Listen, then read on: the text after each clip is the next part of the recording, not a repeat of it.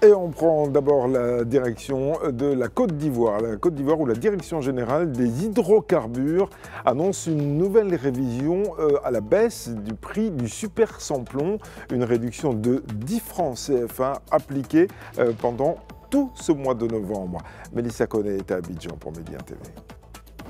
Ici en Côte d'Ivoire, selon un communiqué du ministère des Mines, du Pétrole et de l'Énergie transmis à l'AIP, le prix du litre d'essence super samplon connaît une diminution passant de 830 francs CFA à 820 francs CFA, soit une réduction de 10 francs CFA pour la période du 1er au 30 novembre 2025.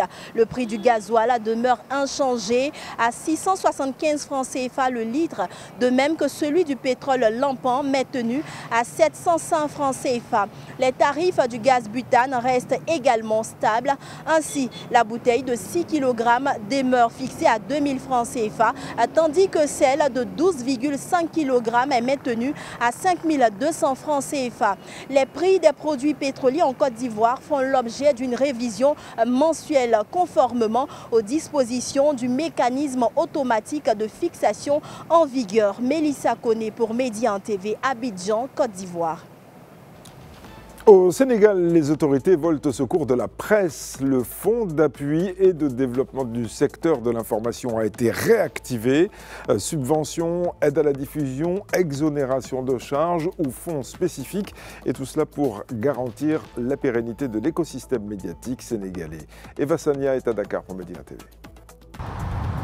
Ici, au Sénégal, le fonds d'appui à la presse est à nouveau disponible après 2 ans d'indisponibilité. Ce fonds a pour mission de contribuer au développement du secteur des médias, d'accompagner la formation des jeunes journalistes et techniciens, d'appuyer les radios communautaires et associatives à but non lucratif et donc de contribuer au fonctionnement de la commission de la carte de presse. Le guichet unique logé au ministère de la Communication est accessible.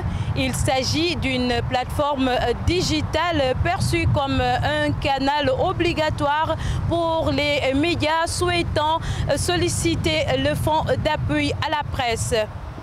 Selon le directeur de la communication, les médias non conformes au code de la presse ne pourront pas accéder à cette plateforme.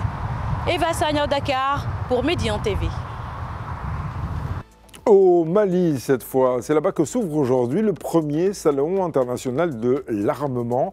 Une exposition sur les innovations en matière d'armement, mais aussi des démonstrations sur le terrain dans un camp militaire. Mohamed Daniako est à Bamako pour Média TV. Oui, tout à fait. Du 11 au 14 novembre prochain, Bamako va accueillir le premier salon international de l'armement. La Turquie, qui est le partenaire du Mali dans l'organisation de ce salon, viendra avec son industrie des armes, ses armes de dernière génération. Les dernières innovations en matière d'armement vont être exposées ici, n'est-ce pas, au centre d'exposition de Bamako du 11 au 12. Pour les autorités maliennes, il s'agit d'une victoire diplomatique et militaire, le fait d'accueillir un salon d'une telle envergure et des délégations qui vont affluer vers le Mali dans le contexte qui est celui du Mali. Au-delà, le choix du Mali pour abriter ce salon n'est pas fortuit.